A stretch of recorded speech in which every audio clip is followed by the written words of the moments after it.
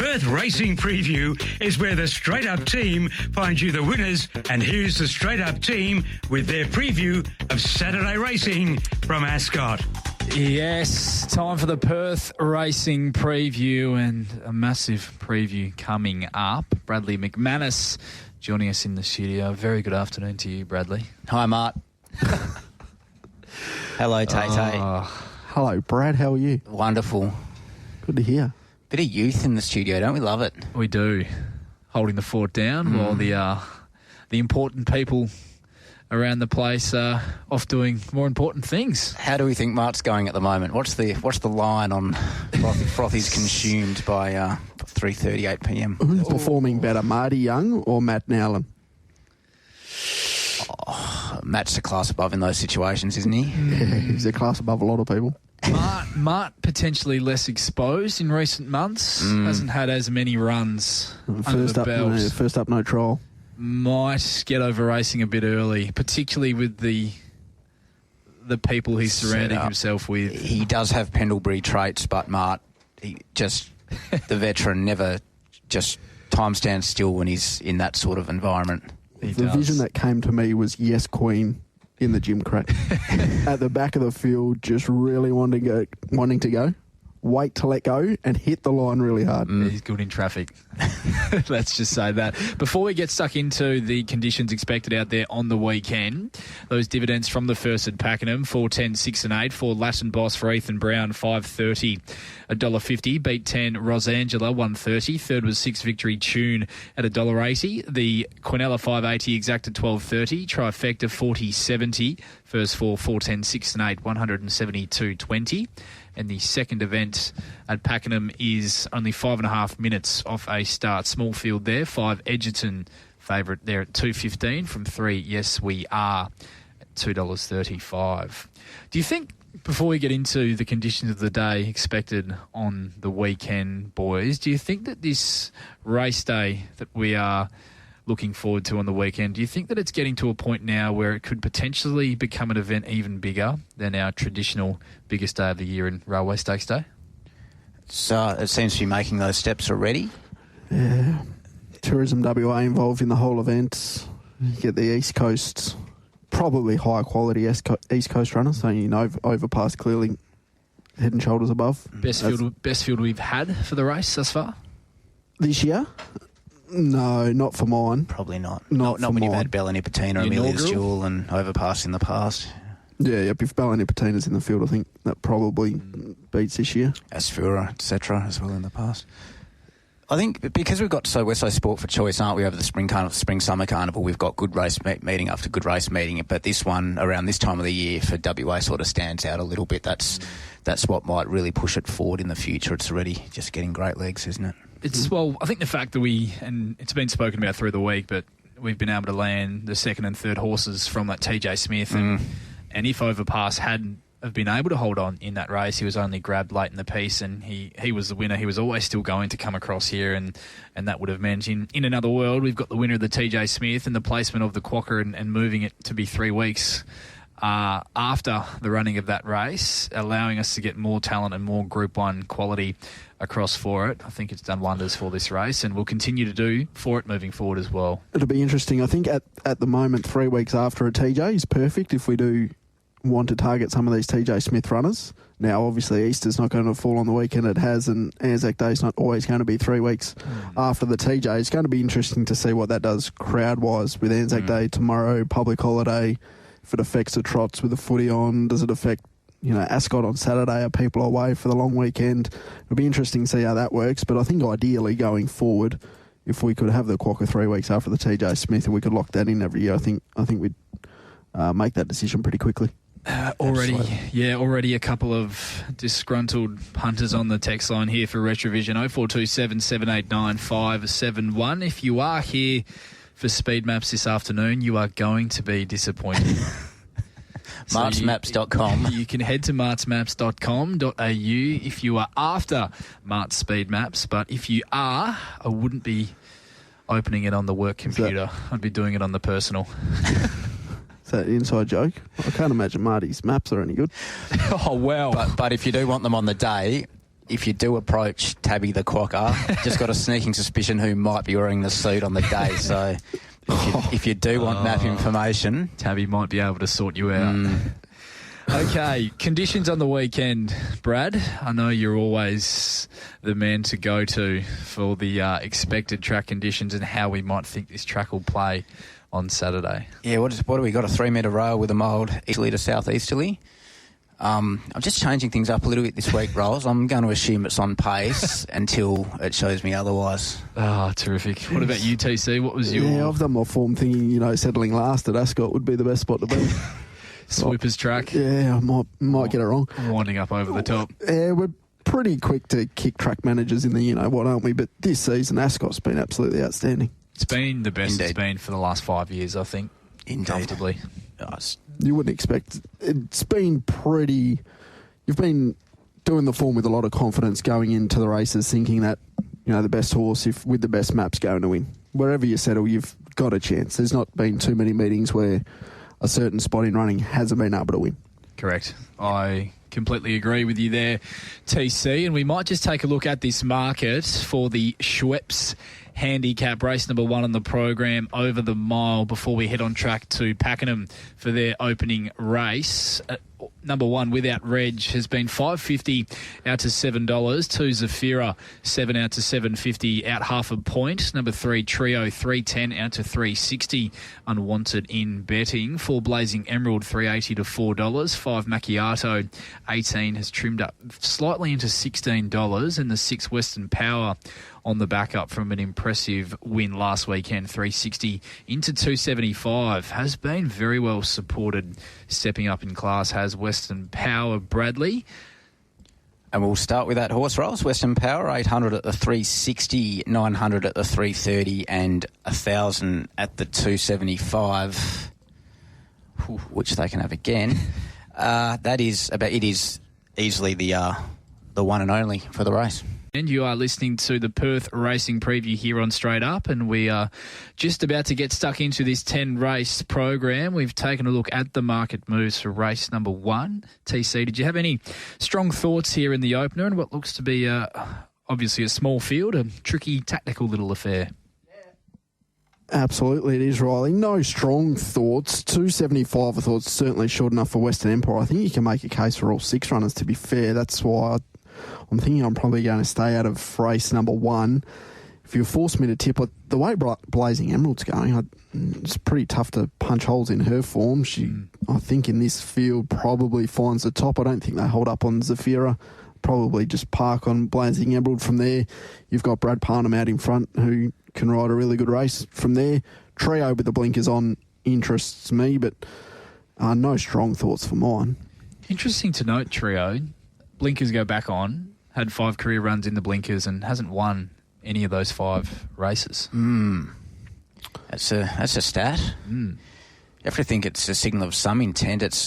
I'm still 50-50 on whether Zafira is going to try and hold up or not, or whether Blazing Emerald does get there. I thought they just cross. It's a bit of a head scratcher. If I was a connection of Zafira, I'd probably be keen on leading. Race 1 early in the day, fresh deck, etc. I'd probably look into that, but for me, I can see them stacking up for a good 800 metres mid-race, and why can't Without Reg just sprint a little bit too sharply for them again?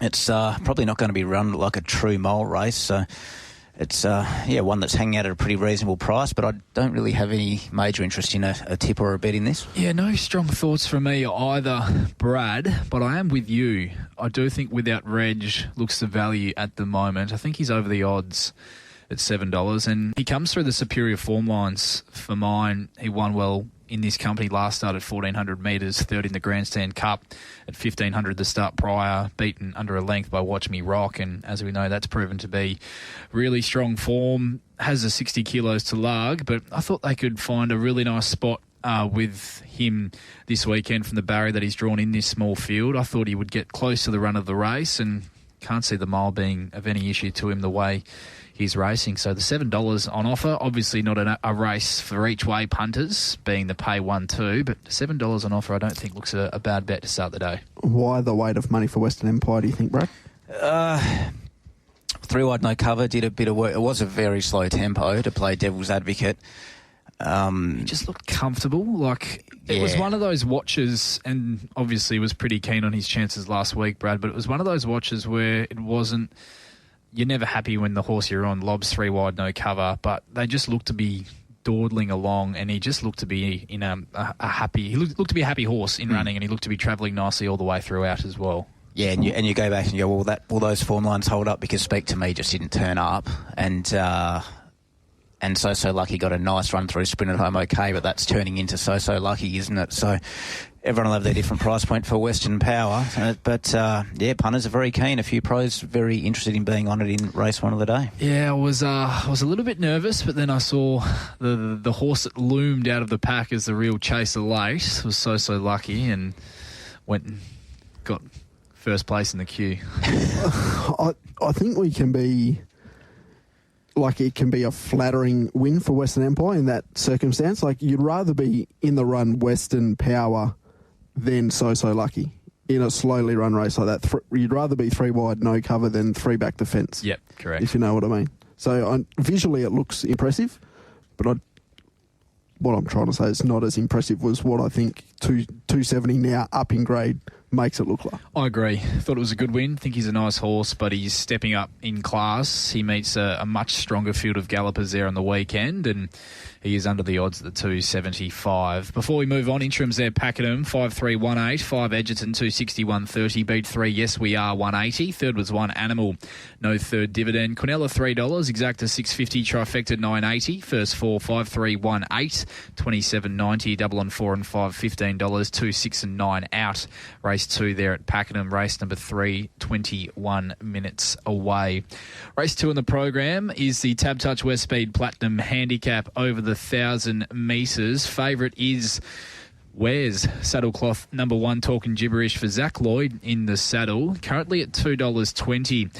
After opening at $2.10, 2 Some Sort $41, 3 Wicked Venom $4.60, Rock Solid, 4 Leading Taddy at $20, 5 Inside Success, 13 into $9.50. There's been some support for this Steve Wolf trained galloper who's got some good fresh form to his name. 6 Village Girl 23 out from 18, 7 on the full on the backup from last weekend. Thought he was really good last weekend as well on the full, $4.60 Rock Solid, and 8 Cryptic Joy $8.50, but has to be noted the dreaded bar plates go on to Cryptic Joy this weekend, Brad. Rolls. Talking Gibberish, 1,300 at the 260. Did get out to 260 on a pretty big drift early due to money for other steeds, and an Eastern States Pro went, that will do me, thank you, champion, I'll be getting involved. 1,300 there at the 260. Wicked Venom, 1,000 at the 440, 600 at the 460, another 500 at the 460, 500 at the 440, money piling up for Wicked Venom. On the full, 600 at the 460. Have some interest on top of that. Inside Success. Punters not forgetting this horse showed a heap of ability earlier in its career. Eastern States Pros, 300 there at the 10. The Tad. The Tad's back. The Tad. Eastern States Pros keen. They've had a couple hundred there at the $15. That'll do. No more nicknames you can fit in there? No, that's it. Oh. Talking Gibberish, have to tip it on this podcast. I think hard to beat. 2 starts ago, ran a massive peak rating and then had to back that up off 10 days. Just wasn't able to do that. I think finds the top here, although there is a fair bit of pressure. Talking Gibberish just strikes me as a perfect 1,000 metre horse. Should be able to find the top, keep running and hopefully hold on. Yeah, she'll find the top. I don't think there's any doubt about that. They rode on the full really aggressively last weekend, and he was able to find the top in that race. The Prospectors pick took out, and I thought on the backup it's a signal of intent that they're likely to try and do the same. So I do think there's going to be really hot tempo in this 1,000 metre contest, with potentially Talking Gibberish being eyeballed by on the full to her outside. Is that how you saw it as well, Brad?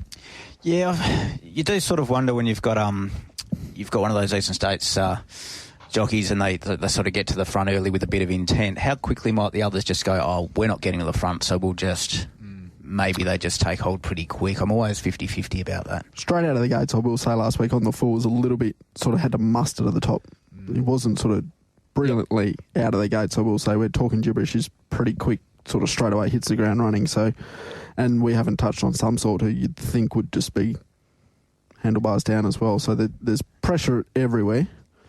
Granted, it is a 1,000-metre race at Ascot, but I think the advantage of finding the top for Talking Gibberish is pretty important. Wicked Venom look the danger if they do overcook things a little bit in front. Yeah, good trial.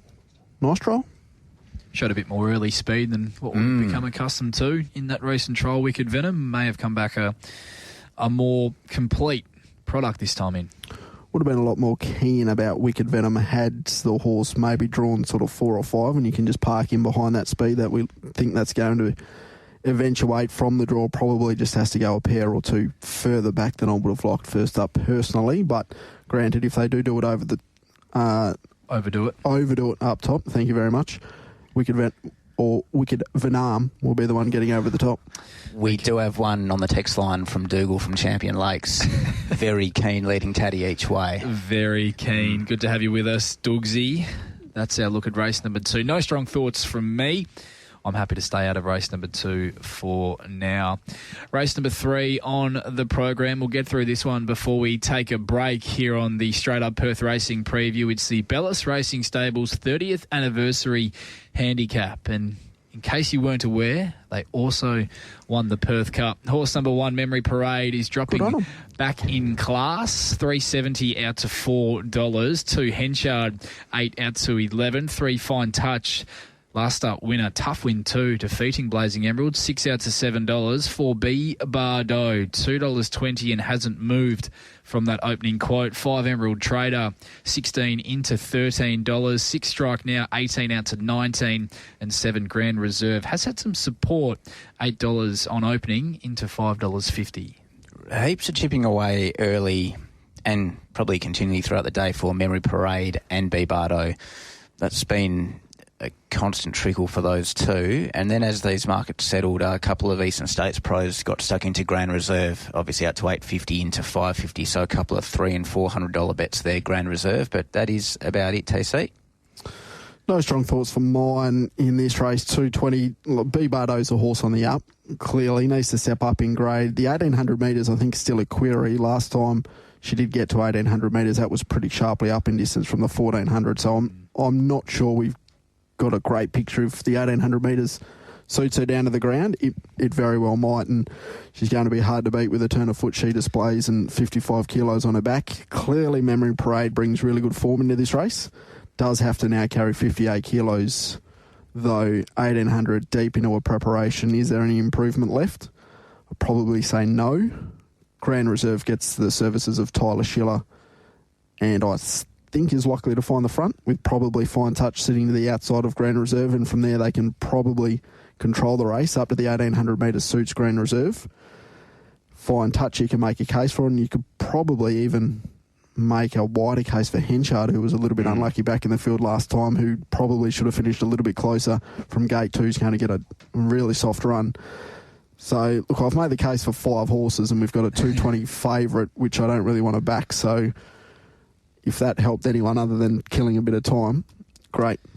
I think this race, they might get along at a bit more of a genuine tempo than what it might look on paper. Listening to Ross Price speak after Fine Touch's last start win, he spoke about the fact that she's just a real one-battered horse in a similar vein to the other stay that he's got in his stable, Stand to Bray, and that the horse needs to be really rolling and putting pressure into the race from the 600 metres to get the best out of her. So I do think if that's how this speed map unfolds, TC and Brad, if it is Grand Reserve and Fine Touch, or even we see Fine Touch crossing to the front and leading, I don't think she's going to hold any fears in terms of really ramping things up from the 600 to try and get a few of these uncomfortable at the 1,800 metres. And listening to Grant Williams as well, he's got a really big opinion of this horse, B Bardo. He seems to think that she's a horse with the ability to continue to progress, and even said that he expects her to be winning much nicer races than what she finds herself in on the weekend. It's not often you see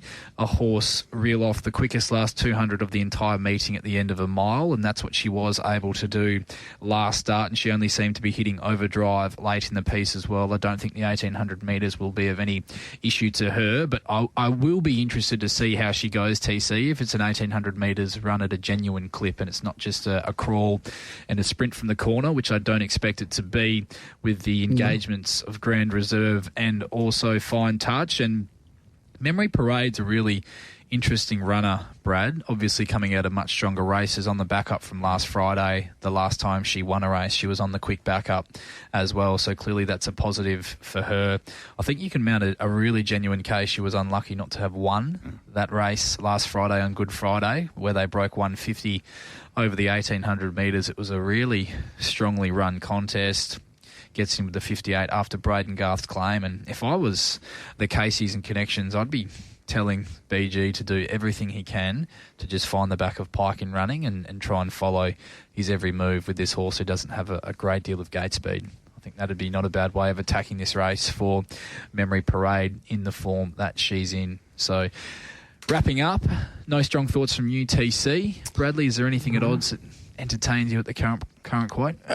Memory Parade's not too far from getting me. Henchard each way late will be getting me for sure. I do think the horse is going a fair bit better than its numerical form suggests, and had that minor setback, but is ticking along quite nicely for mine, and probably get out to near 20-1 by the time they jump with the money for a few of these others. There we go. Not a nice little push there for one at odds. Henchard in race number 3. We'll be back with race number 4 on the other side of this. You are tuned in to Straight Up this afternoon, TC. What about the second at Kilmore too, Ross? We had a tip there, didn't we? We did. Race 2, number 8. Mickey McGuan keen on Our True Colours here at Kilmore over the 1690, and he said the danger was the 9, so he's back the 8, save the 9 here. Race 2 at Kilmore. You're listening to Straight Up's Perth Racing Preview. Massive day of racing, only 3 races down, still 7 races to come on Quokka and Karrakatta Plate Day.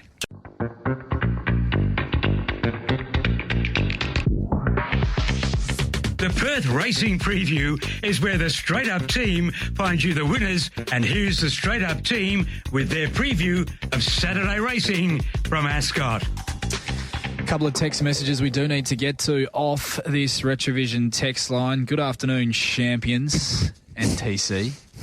Had a great day last Saturday, standing in close proximity to Riley, watching his best of the day get up, especially after an earlier meeting and him throwing it out again. High fives after the race and off to the bookies ring to collect. There we go. Deferred with Clark on Just Wins, boys. I need you to find me a sure thing to put it into. That's from the great Greg L. And another one. Deferred. Afternoon, champions. With the absence of Mart, can you throw some horses up for him to put in the graphic? He will complain regardless, it seems. Also, it's good to hear TC for longer than 5 minutes than what Tom gives him in the mornings. He does have some good views on racing. Get a Quokka up yours.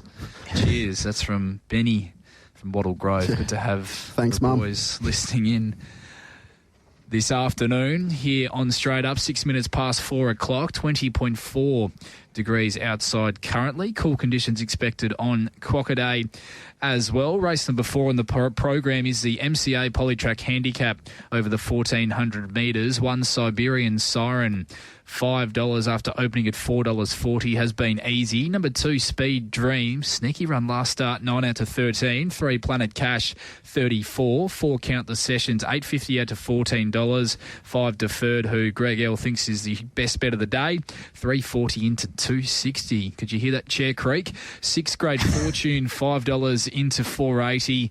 The 7, Lover Session, $6.50, rock solid. 8, Hang Glider at $12, out from $10. And 9, Mama Tembu, first up for Summer Dixon at $34, Bradley. I like the look away meerkat there, Rolls. That's a new one that'll go down nicely. Deferred, as you so kindly alluded to, 900 there at the 340, 1,000 at the 320. Mama Tembu, 400 each way at $34, if you don't mind, punters. Don't look at me. Great Fortune, 500 at the 550. Local pro money there. Also local pro money. Lover Szechuan, 300 at the 650. Count the Szechuans, a couple of hundred each way there at the drifting $13. Local pro also keen. Hang Glider at the $12. So a good little spread of money.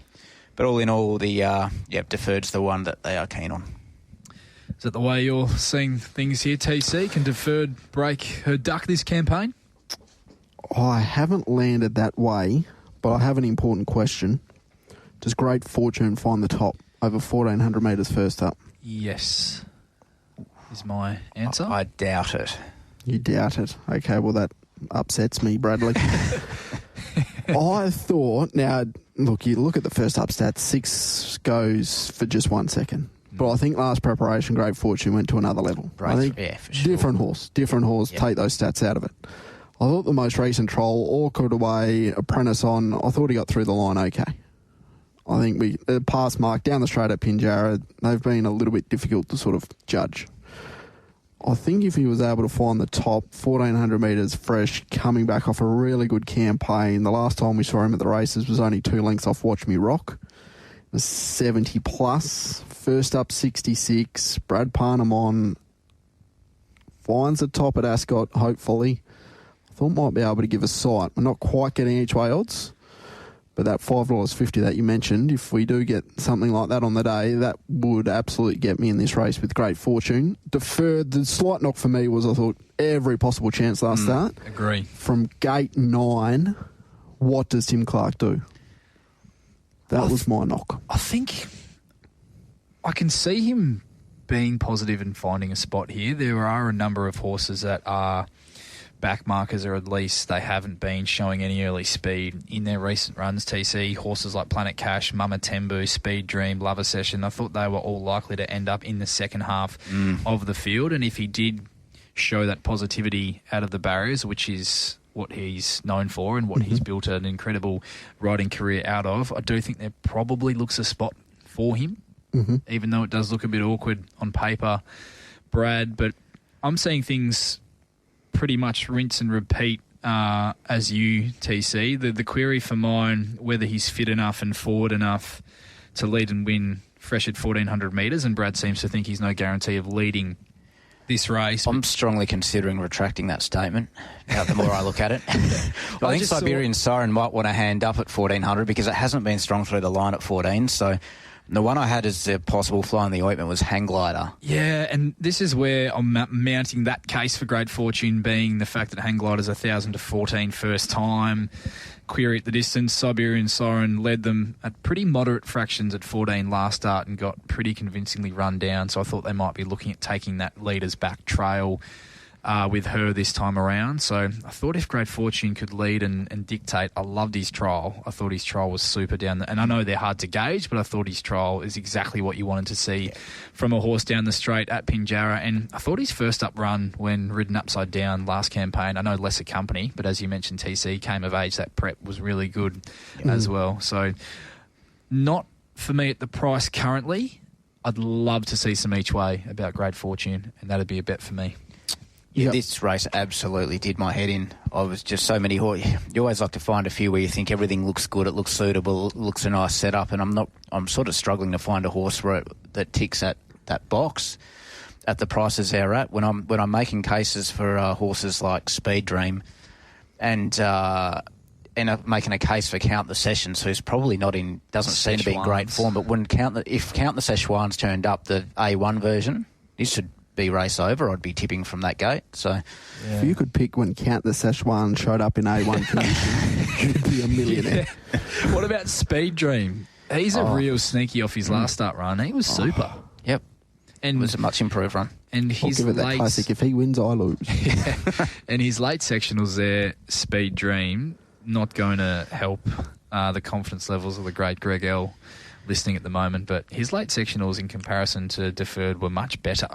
And Deferred 260, Speed Dream, who doesn't win out of turn, admittedly at $13. So I can't get that run of Hang Glider a few starts ago at 1,200 when it was wide no cover out of my head. Just in regards to what if they do let this softly breeze or even lead? Maybe it's a horse that just appreciates that mid-race slow up in tempo and that chance to sort of find its feet and then launch. And another horse in this field, you'd be a millionaire if you knew when to catch him, Hang Glider. He's been not the easiest horse to follow over the course. Love a Session, another one of those. The journey, exactly right. As I welcome the boys back into Straight Up this afternoon, and the fifth event is what we're about to look at here, the Key Clean handicap for the 3-year-olds over 1,400 metres. The 6-inch heels looking for win number 5 on the bounce. This campaign is your favourite at $2. After opening at $1.90. 2 Big Shots has been $16 out to $23, back into $15, and given a sneaky strong push by Luke Fernie a bit earlier today. Big Shots, 3 Masterly, 9 out to $11. 4 Pond Master, $2.60 to $2.65. 5 Snippy Sean, 15 into $14. 6 Awesome Boy, triple figures into $41. There's been some specking there. 7 Fun in Hollywood, 201. 8 Can't Up Queen, 51 to 41. 9 Ranix, 15 out to 19. And 10 Rosie Can Run, $41. Bradley. There's a little bit of Eastern States Pro snipping, Awesome Boy, at the bigger prices each way. ESPs? ESPs, they saw something.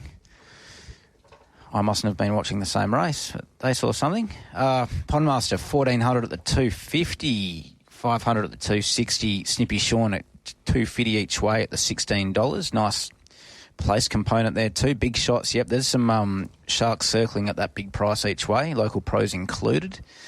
Another 500 there, 6-inch heels there at the evens. And more each way, money's Snippy Sean at the that $13, $14 mark.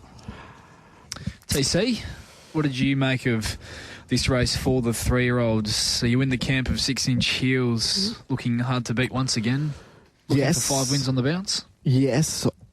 I don't want to take $2, though, about 6-inch heels, 5th run into a campaign, having to carry 60 kilos, but from gate number 2 should be able to settle a lot closer than last start when Lucy and the team drew 9, had to go back, made a good sustained run and was too good for Pondmaster, who I think you can make an argument was a little bit unlucky, returned in really good form after we saw Pondmaster in the Faritha and the Guineas last preparation. Probably the knock for mine, well, definitely the knock for mine. Gate 10 is going to be back second last again and have to make a long sustained run once again, second up over the 1,400 metres. 6-inch heels for mine, but I'll be watching this race. I won't be betting.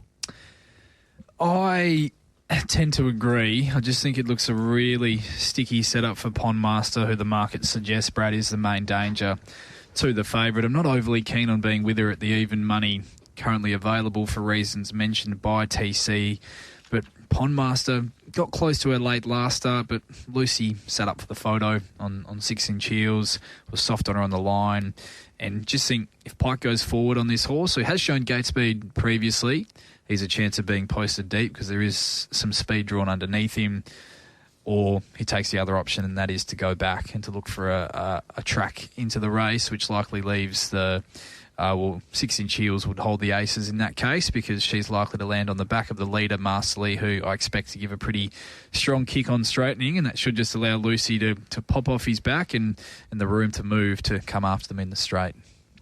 There's been enough Eastern States Pro money to suggest that there will be more on race day for Pondmaster, so whether that kicks 6-inch heels out to enough of a price to maybe get a few of us interested, because I think, would 250 get us interested? I think 250 would definitely get me interested. Yep.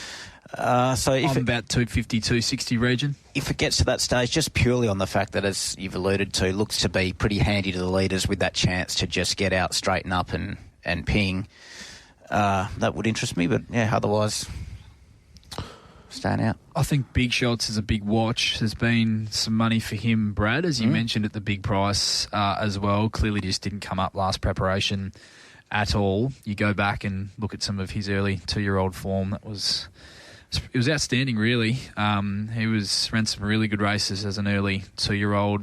You get Billy Egan in the saddle and a barrier off a pretty soft trial. Wasn't surprised to see Big Shots back at the races running a massive race at a price. Won the Magic Millions, didn't he? It's the only one career win. He did. Pretty good win to have. Not a bad win to have. TC, nothing from you here. Happy to stay out for now? Yep.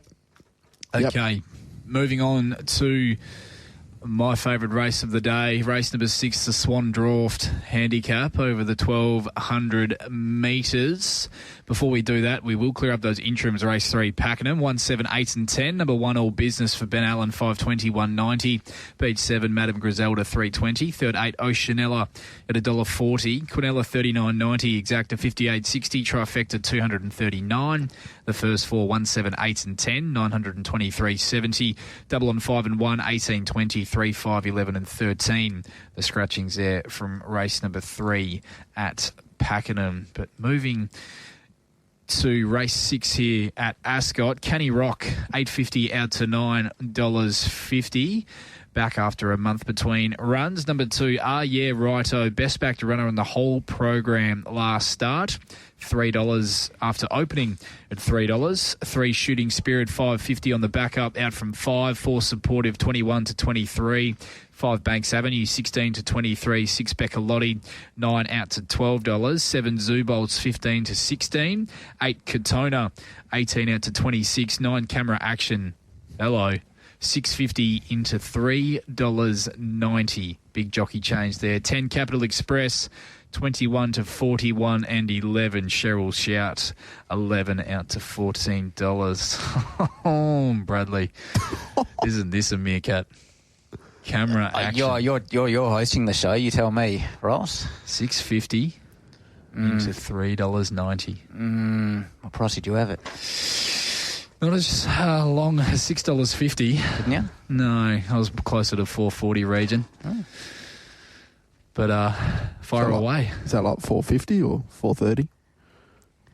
Fire away. Who knows? Rightio, Camera Action. Where do we start? Well, we start with the $6.50. A couple of $400 bets there. A couple of more $400 bets at the $6. And someone's had $700 at the $4. Cheryl Shout, $300 at the $14. Yeah Righto, plenty of money here. $500 at the 310, $500 at the 3. Plenty of $200 and $250 bets at the 3. Yeah Righto. Mart, if you are listening, which he isn't, but Canny Rock, how is yours? A couple of $100 at the 850. Was that a post-race shout-out from Mart, was it? Canny Rock? Just the one of about 1,000 inside jokes. One of Mart-isms. Which we find funny and nobody else does. No, that's good because we persist with them anyway. I've been sitting here for 45 minutes mostly confused. So that makes me feel better. Taylor loves our show. First race I was a little bit keen to get involved in, and I think Yeah Righto is hard to beat. I thought the effort last start was very good, 6 plus, beaten a length and a half by Sinful Living. Probably not entitled to get that close after the run that he had. Was 3 deep, no cover from gate number 5 in this field up to the 1,200 metres, where I think there's enough speed where they'll go along at a steady tempo. I think Brad Parnham just parks behind that tempo and with a little bit of luck gets out, hits the line hard. Third up last preparation was just 2 lengths off Miss Flirtatious. That sort of performance would be hard to beat in a field like this. 59 kilos is no concern. Last preparation, won with 59.5, beating God's Gate in a really fast run, 1,200 metres. Ticks a lot of boxes for mine. He's one of the key plays for the day for mine in the Swan Draught. And hopefully we'll be able to sink a couple afterwards. Yes, that's the plan. During. Before. After. I agree with you, TC. I'm pretty keen on Yeah Righto. A bit of a boring race from me in terms of how I'm playing it. I'm happy to back Yeah Righto and happy to have a little saver on Camera Action as well with the jockey change. I thought he was terrific first up behind Amaru Star, and luckless last start, obviously, and annihilated in betting. That was one of the bigger moves I can remember on a Saturday in recent meetings, Brad. Open 750, jumped 235, no scratchings. It was a real sustained go for this horse, who I do think possesses better ability than 60-plus company. 1,200 metres is no issue, already proven at the distance in a strong run. 1,200 metres as well, was able to pick up God's Gate over the concluding stages last campaign. Better map for him, back in grade. Think he can make amends, and he's the main play in the race for me. And happy to have a save on Camera Action, who's flying as well. I've always liked this mare, always had a good opinion of her. Big jockey change with one of our premier hoops in Australia, Tyler Schiller, hopping on board. First 2 runs this campaign have both been super for their own reasons. Last start was an absolute horror show. Probably should have won with better luck. Come second of feuding. Should have run second of feuding, yeah. Drops 2.5 kilos here, and I'm hoping that Tyler Schiller going on can perhaps help her to begin a little bit better and leave the barriers with his experience as well in a race that doesn't have a whole lot of speed outside the 2 obvious horses that'll roll forward in Cheryl Shout and Canny Rock. Does it matter that Tyler Schiller or Zach Lloyd has never ridden at Ascot? Or that doesn't really matter? Just thinking out loud. I think it does. I think it's got to be factored in to That's some extent. something that does have to be factored in, and they don't really know the horses that they're jumping on, particularly of the local trainers, not the ones that have travelled across for our feature races. So it's going to be interesting.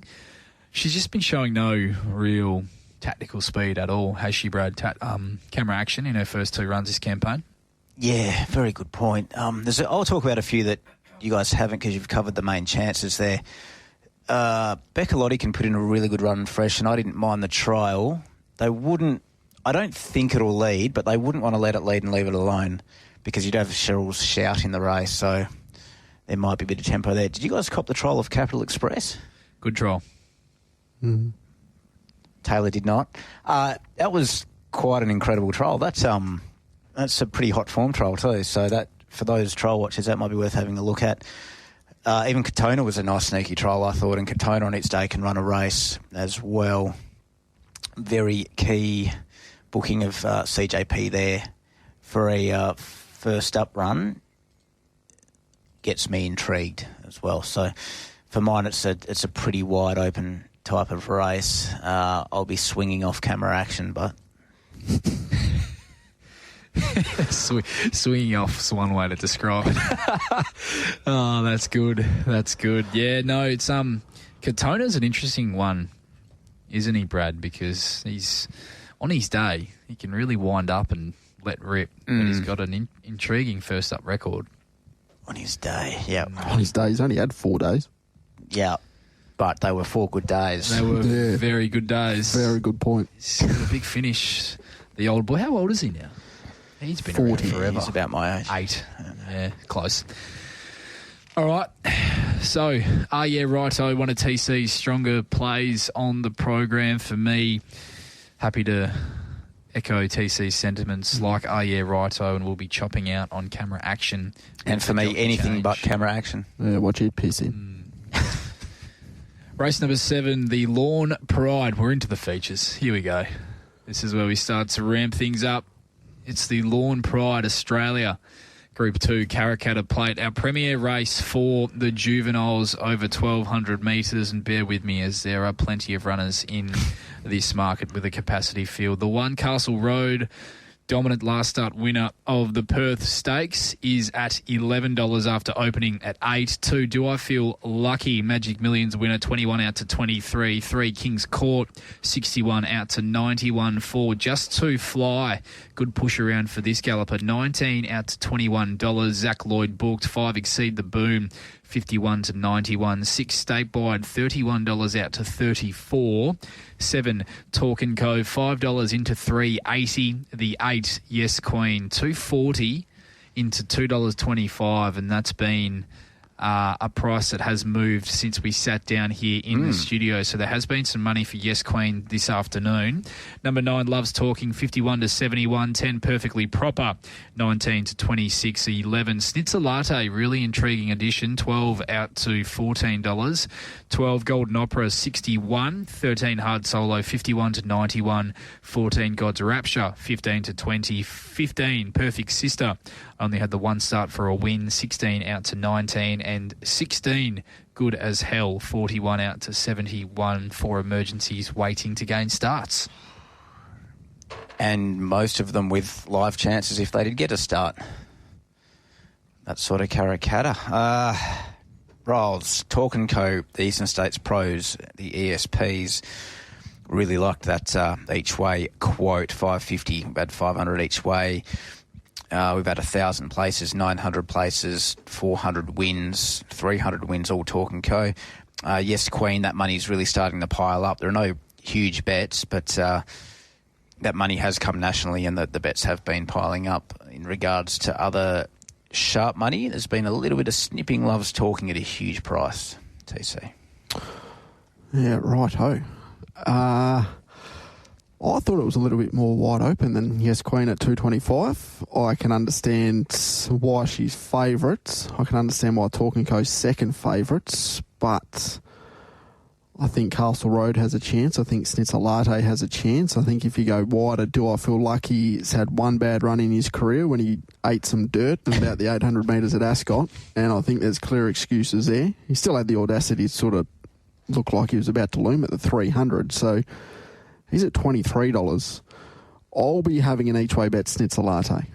For mine, I don't think we've seen her really opened up yet. She's going to have to do it a little bit more tradesman-like than what she's done it in 2 wins thus far, where she landed leaders back and then had every possible chance just in behind the speed as well. So from gate number, if the emergencies don't start, gate number 11, going to have to do it a little bit more tough. But I think she's pretty good, and I think the $14 is a big price.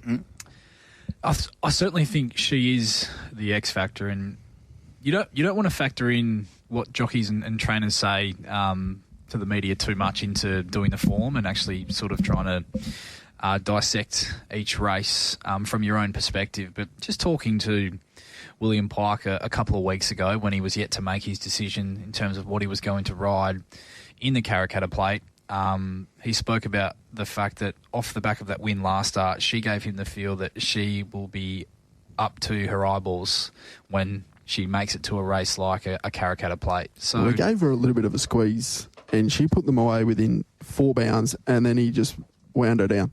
Well, they haven't pulled the stick with her in either of her 2 wins. She travels professionally, she travels strongly, she lets down really nicely. I think if Lucy Fiore can find some 3-4 deep cover and get her in that moving line, I'm looking forward to seeing what she can produce in much stronger company and a higher pressure race than what she's found herself in thus far. I'm playing the race. I'm going to wait as the 225 is short, but I do like Yes Queen. No spoils in terms of finding her off her last start run. I think the Jim Crack's the premier form line for the race in terms of the boys and the girls. Hit the line virtually locked with Talk & Co. Yes Queen drew 12 there, dropped out to last. Talk & Co drew 8, had a 2-3 length head start on straightening once Yes Queen had balanced up. And I think with another 100 metres, while Talk & Co was certainly dogged the way she fought back when challenged, Yes Queen probably grabs her. Yes Queen gets a kilo in her favour here as well. You go back to November of last year, they met in the Crystal Slipper over 1,100 metres. Yes Queen led, Talk & Co had her back. Yes Queen was comfortably holding her through the line that day, and Talk & Co really just couldn't go with her the way she railed. I love the fact that Pike draws 1 to her outside as opposed to drawing 1 to her inside on a horse who's got better gate speed than Talk & Co as well. I expect she'll lob in behind the speed, sort of 5th, 6th in running, somewhere in that region with the speed that is engaged in this race, and I do think she is very good. I've got plenty of respect for Talk & Co, but just going to sit tight for now from a market sense with Yes Queen, but she is my clear on-top selection in the race, and I'm going to be having a small chop out as well, Brad, on Schnitzel Latte, who I've really liked the first couple of wins off. How do we look at futures plays here on this podcast? Do we like them, or do we frown upon them? We love them if they win. Statewide for the sires. For the sires. Yeah. Nice. Look, come up with gate number 18. I've always looked forward to seeing this horse out over 1,200 metres. Gate number 18 in the Karrakatta Plate makes it awfully difficult. What price? $34. Ooh. But for a sires, Brad, can we get that market up tomorrow? Or? No. Okay. You're asking a little bit much there, I reckon. I've got a tee off time booked, so on public holiday. After I pay my respects, of course. Yeah. Got to and listen into the Sports Daily? Or? That too. Yeah, sure. It's turned into a busy day all of a sudden. Yes, Queen. So the pros haven't got involved yet, so starting price is going to be interesting. So what happens if you do see a 3 or a 3.3 or thereabouts as they're moving in? If you see a 3, I think you have a bet. I don't think we're going to see a 3, though. Yeah, it's one of those things, really. Like big field money for other horses. There's part of you, I think, when you are in that situation and you do like one, or I'm speaking from my own personal experience, is that there's part of you that wonders why should I be concerned? But then there's the other part that suggests you like one, you've marked at this price, it's now this price, you bet. So it's a bit of a double-edged sword, but that's how I would view it if that's the sort of price we're looking at. And they're loading into the barriers on Saturday. Yeah, clearly 2 runs this preparation. She's done a little bit wrong in the run, but as you've touched on, Riley, she hit the line extremely well in the gym crack despite doing things wrong, and the fact that Connections dragged her to the back of the field to try and teach her to settle, she might just come on leaps and bounds from that. The education might help her just absolutely flourish. So there's obviously that, and 225 might be justified, but it's a 2-year-old race, it's a big field. I think you can have a throw at the stumps if you like one at big odds. Don't be afraid to tip it or back it. Brad, have you got one for us at odds? Of course he does. Oh, I've got a few, but they're all in the emergencies. I'd love Philomena to have got a barrier and got a start. Brazen Butcher, if it gets a start, that'd be quite interesting. Good as hell. Mm-hmm. Good as hell. I had I loved its second up win because it got knocked over at the 500 and had to pick up through them and beat a couple of pretty nice ones and looks to get a reasonably soft run. That's one I could back at a huge price to sneak into the money. But I'm pretty keen, Yes Queen, but I could also see a world where Barrier 6 maybe isn't as kind as you think, because all of the horses, with the exception of maybe Just to Fly, with the exception of Good as Hell, are sort of on pace-ish types. So is it impossible that maybe it's a bit sticky early, maybe caught wide? I think there's going to be speed that comes across from out wide. You look at, I'm not sure like whether a Love's Talking, a King's Court. King's Court, Hard Solo will try to find a position over the speed as well. Do I feel lucky drawn outside Yes Queen as well? I think they'll go forward. I just thought it looked a good setup for Pike to come out positive enough, but not. I'm looking for the breeze positive, if that makes sense. Sure. It's going to be a cracking race to watch it unfold anyway. But Yes Queen for me, and going to be having a little chop out on Schnitzel Latte.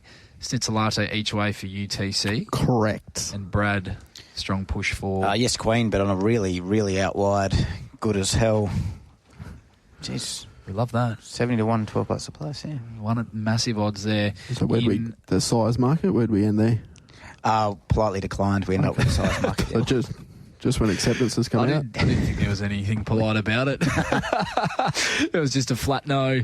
3.5 minutes off a start there at Pakenham for race number 4. Maiden over the 1,400 metres coming up. So we'll take a look at this market and the moves for the richest race in WA. The Kia Quokka over 1,200 metres, race number 8 on the program there on Saturday. The King of Ascot looking to make it 5 from 5 under weight for age conditions over the Ascot 1,200 metres, and that is overpass for Bjorn Baker and Josh Parr. And he currently heads the market as a very warm favourite at 2.10 and hasn't moved once the final field and barriers were announced, and that market went up. Number 2, Front Page, ran second in the Galaxy.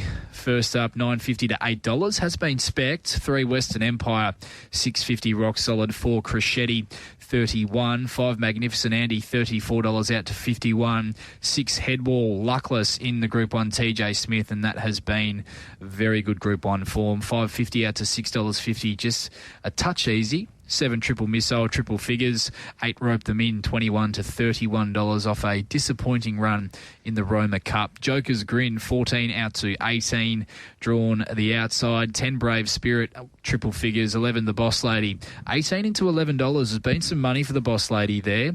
12, Generosity, 41, and 13, Westar, really intriguing addition and a really good addition to have a 3-year-old going around in this race as well, especially one as progressive as he looks. 16 into $15, Bradley. Before we get into the bets, we got a little highlights package of previous winners of the Quokka who aren't in this race. That's a bad joke, wasn't it? I didn't mind it. I thought it was okay. Western Empire, haven't they formed an orderly queue for Western Empire? They're very keen. A couple of thousand at the 7, another 1,000 at the 7, 1,000 each way at the 7. This is just the final field book. Sorry, there's been quite a bit of activity early doors as well. Western Empire is a pretty bad result for us, as he normally is. Headwall, 500 by 1,000 there. Another 500 each way. Joker's Grin, 500 wins at the $15. The Boss Lady, this money's come hard today, Eastern States Pros. intriguing because not normally their MO in these sorts of races to back a local horse that isn't on pace. So that's quite noteworthy. Couple of 100 each way, 300 each way, and 250 each way. $19 in the Boss Lady.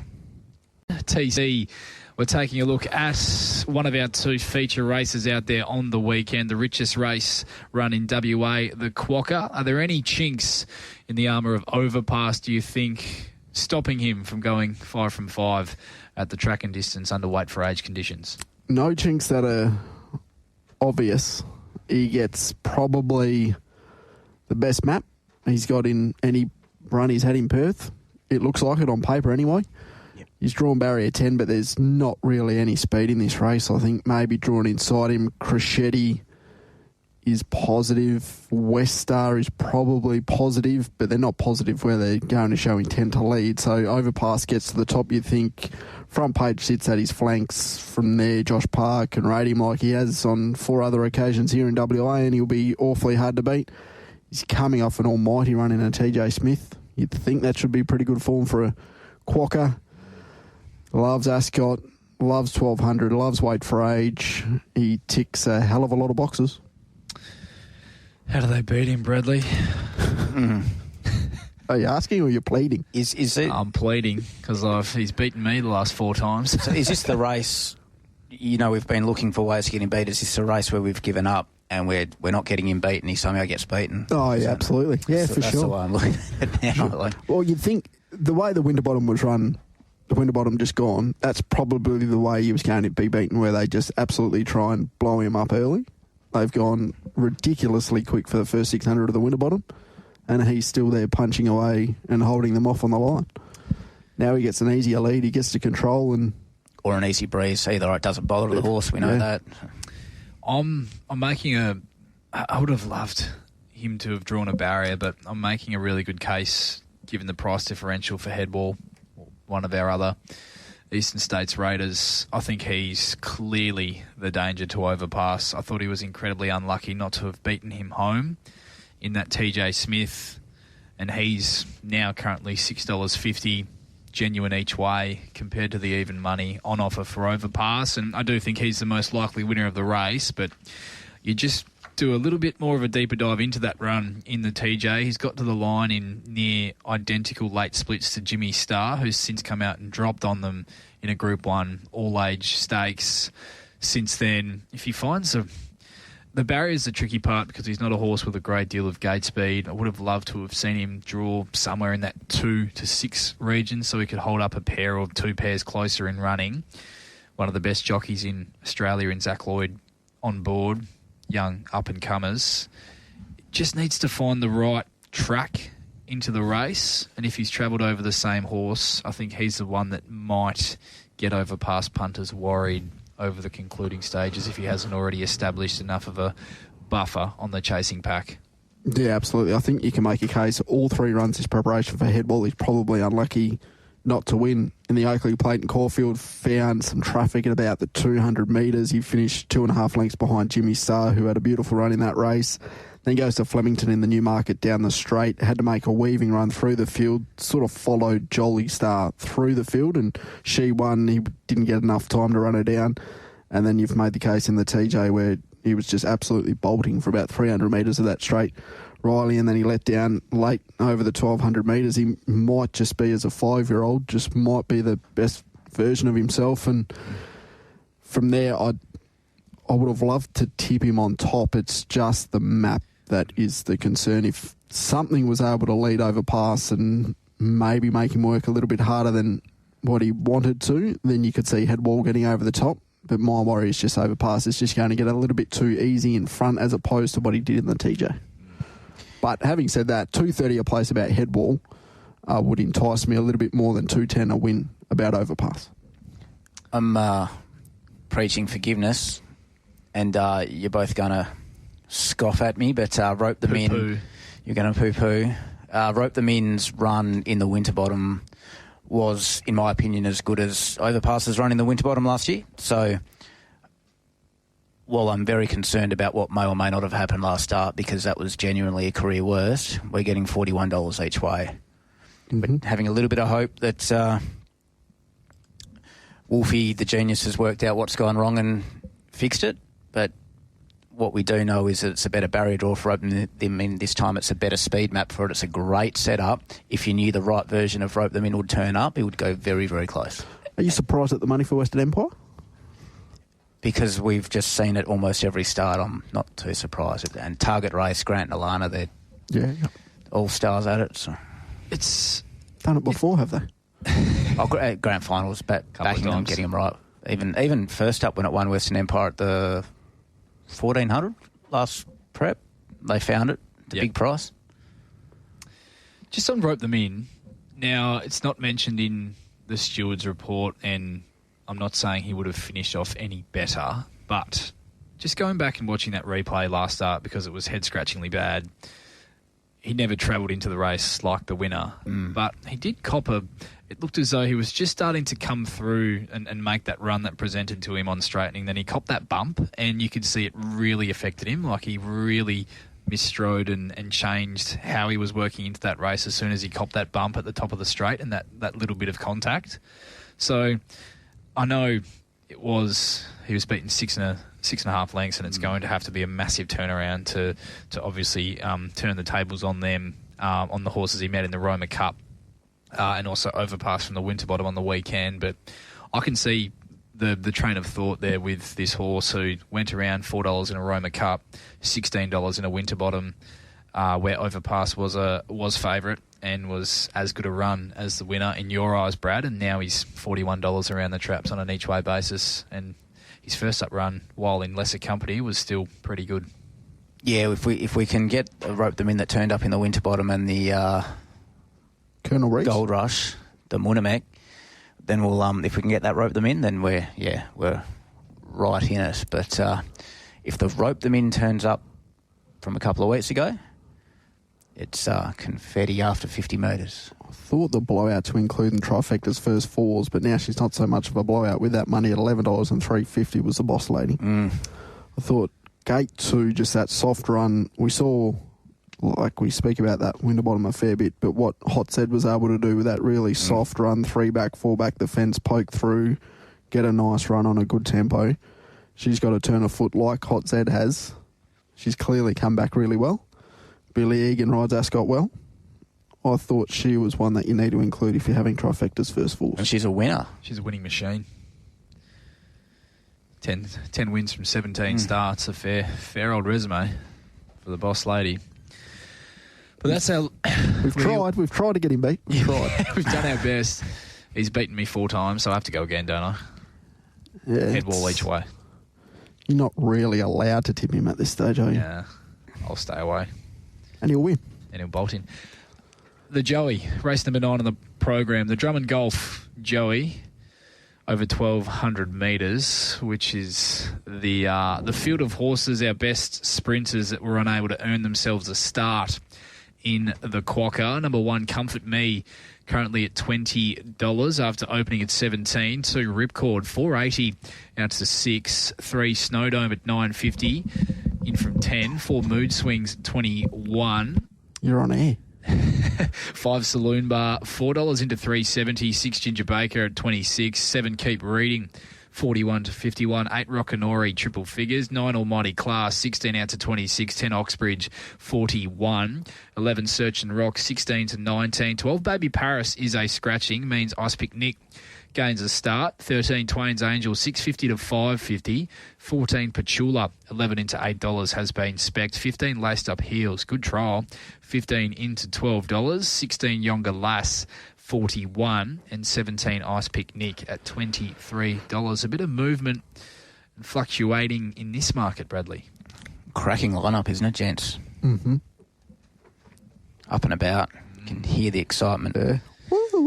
Ice Pick Nick, 1,000 each way, if you don't mind. Snowdome, 500 each way at the $9, if you don't mind. Twain's Angel, 400 by 600. They are 650. And the Saloon Bar money, yeah, there's heaps of retail support for Saloon Bar. Heaps and heaps. It's quite a big stand. So as much as its price is sort of holding nationally, I've got a feeling that the Saloon Bar plunge is going to come at some stage. Well, that's disappointing because I think he was about $4.40 this morning, and I should have had a bet. Mm. I thought Saloon Bar and Twain's Angel were the way to play the race. This morning, I think Saloon Bar was $4.40. I think Twain's Angel was $8, $8.50. That was a lot more attractive than $3.70 and $5.50, but I think they are the two. The way this race sets up with the likes of Oxbridge, Snowdome, Comfort Me, Mood Swings, Almighty Class, there's going to be enough tempo here that Saloon Bar can just sit back, smoke the pipe, and hopefully with William Pike aboard, get over the top of them, because I thought his run in the Roma Cup was outstanding. If he repeats that sort of performance, I think he's going to be very hard to beat. And I love the fact that Connections have opted against going to the Quokka, even though the option was there to go to this race, because they feel the horse is going well enough to win this. And they obviously felt that he maybe is a rung below the genuine top liners in the Quokka, but you have to also bear in mind that he ran fourth in the race 12 months ago, and he ran an absolute cracker into fourth as well. Both runs back from a break have been huge. Fastest last 200 comfortably. Last start from last, wide draw, up to 1,200 here, finds a race with plenty of key speed influences and draws a barrier to have to not get back to last this time around. TC, I'm in your corner and pretty keen on Saloon Bar. Yeah, I'll be backing Saloon Bar. I'll be backing Twain's Angel. I thought the most recent trial was very, very good. Just ran behind Western Empire and also beat home Ripcord. And has been up for a very long time, but he's still going very well, Twain's Angel. And from gate number 1, in behind that speed, should get a beautiful run. 3 back the fence, you're going to have your heart in your mouth at some stage and hope for a little bit of luck. But yeah, I'm pretty keen to play those two in the Joey. Hopefully the winner comes from one of those two. Yeah, Ripcord's the other one that I'll have something small on for a smaller result. He wasn't at his best in Melbourne. Still finished 2 lengths off some genuine Group 1 Eastern Staters. First up, last preparation at Group 2 level. Over 1,200 metres down the straight. I thought his trials have been super. Winkers on. Gets that, you'd think, that 3-deep moving line run blending into the race, and he'll be letting rip late, no doubt about that. I think the best version of himself, as we know, certainly good enough to be taking out this race. So Saloon Bar, the main play for me. Ripcord, the other that I'll have something on in the Joey. And the blowout chance with the right run for me, Brad, is Laced Up Heels. I thought she trialled the house down, and she gets Craig Williams in the saddle as well, which is certainly a positive, a jockey of his ilk. But I thought you go back and you look at some of her runs last campaign, and gee, she was unlucky not to pitch one of those really good races, I thought. Can we look at anything on pace as a sneaky and think maybe if this gets either to the lead or to the breeze or something like that comfortably enough that it might give a cheeky sight? Snowdome. Okay. One bad run. I will say, I hope I'm not speaking out of turn, but played golf with Brad Parnham after the trip down to Albany. Said the horse just hated the travel. So if you can forgive that, if you forget about the Albany run, his 2 runs before that were outstanding, including the Pinjarra Classic. Yep. I'm looking at Mood Swings was a pretty sneakily good run in the Shannon Knoll, so that's one. Shannon. If it could come across to the breeze, possibly comfortably enough, it might give a little sight. Could Oxbridge get away with Murder in front? Probably not. There's probably too much quality speed, isn't there? Yeah, you're starting to name too many horses now. Could Mood Swings get across Comfort Me? Yeah, I think the 1,200 for Comfort Me, I think they sort of look for cover pretty quick, don't they? Yeah, okay. Funny thing about Comfort Me, taking a look at, like, in the Roma Cup, a little bit disappointing, beaten 7.5. Last year he was beaten 10. Bounced back in the Joey, was beaten a length. Ran 4th behind Magnificent Andy. So he's able to repeat that sort of performance. He Big price. Doesn't run too many bad races, Comfort Me. Yeah, great one to own. Big price. We've still got 13 minutes before race 5 at Pakenham. We do need to get to Brad Hardy as well, so we'll push on and wrap up this Monster 10 race program at Ascot on Saturday. The final race is the Tab Touch. Have you got the touch handicap over 1,500 metres? And I bet you had fun pricing this one up, Bradley. Number 1, close at hand at $6.50, in from $7. 2 Gauge Roads, $5.50. 3 Mojo's Luck, 14 into 13. 4 Rocket Juice, almost said Rocket Bruce, 14 out to $15.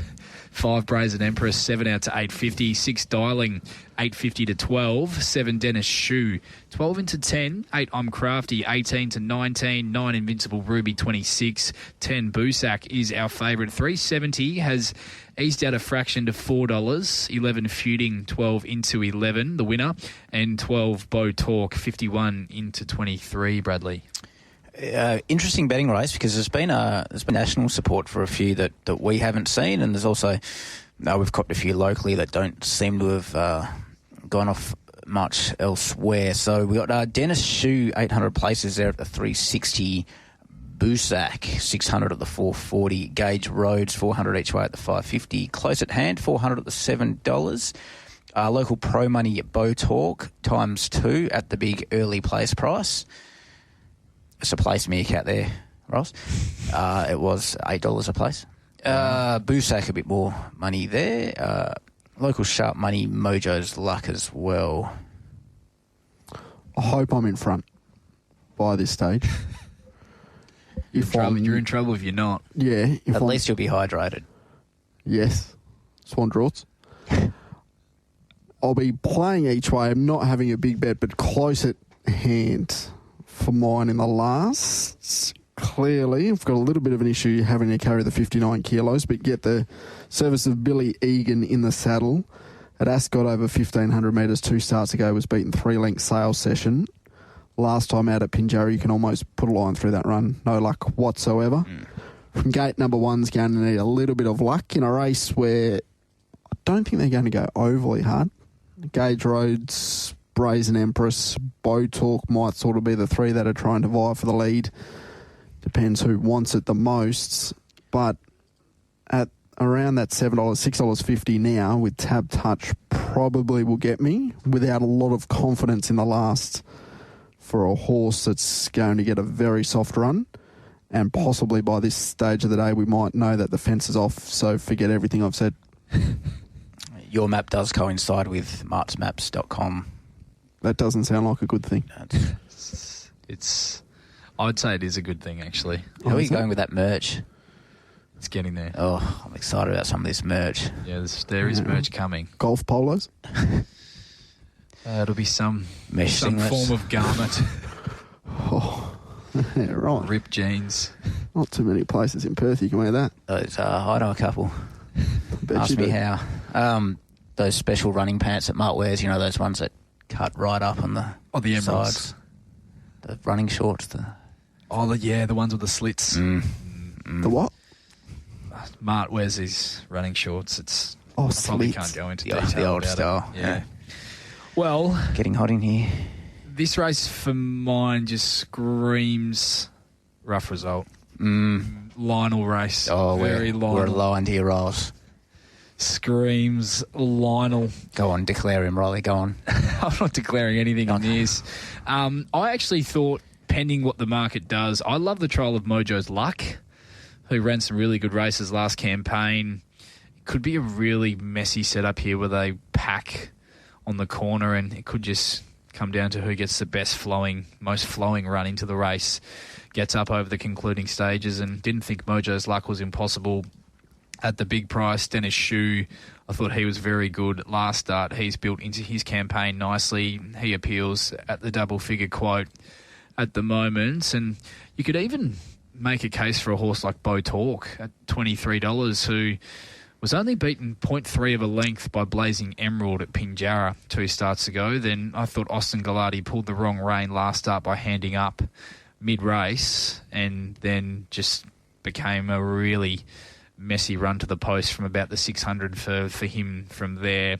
I thought if Lakdar came out with some real aggression, he was a chance of crossing these, and if he was able to get to the front, Bow Talk, I think he could give a lot of cheek at a big price to round out the day. But no real strong thoughts from me. Bradley, Gage Roads has a think.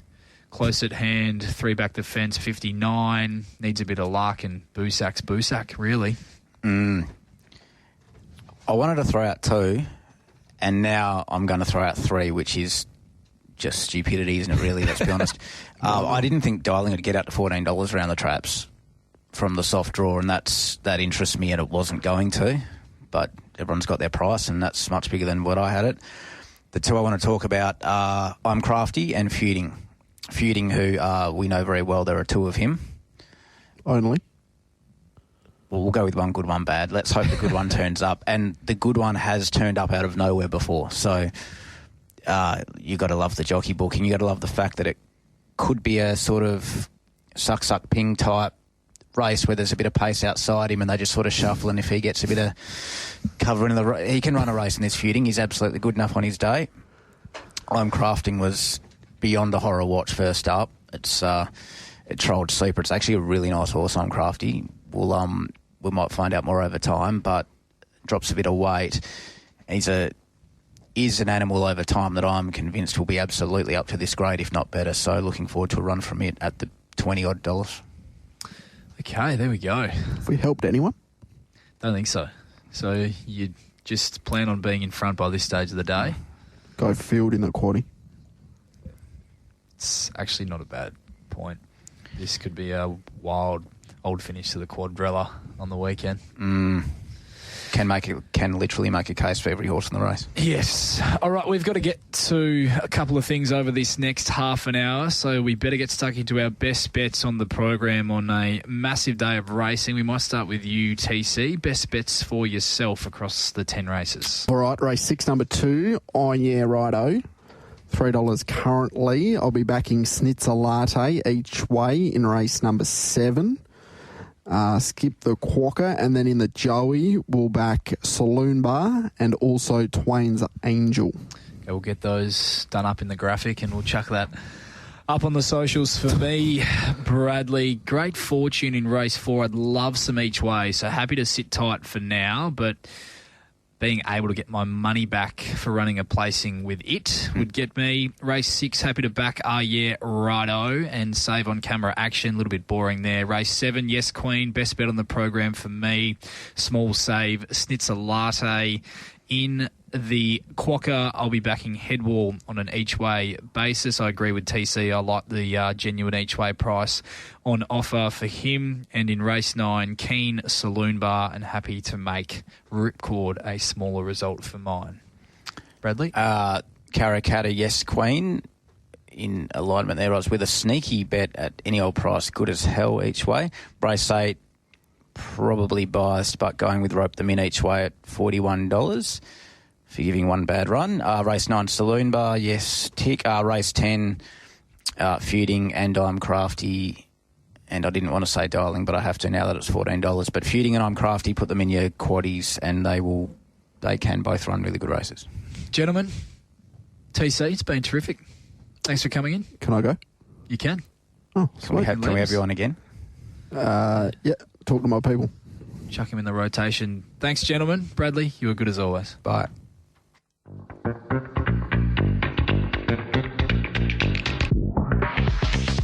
We hope you enjoyed another stimulating episode of Straight Up. All betting markets supplied by Tab Touch. All care, no responsibility went into the production of today's podcast.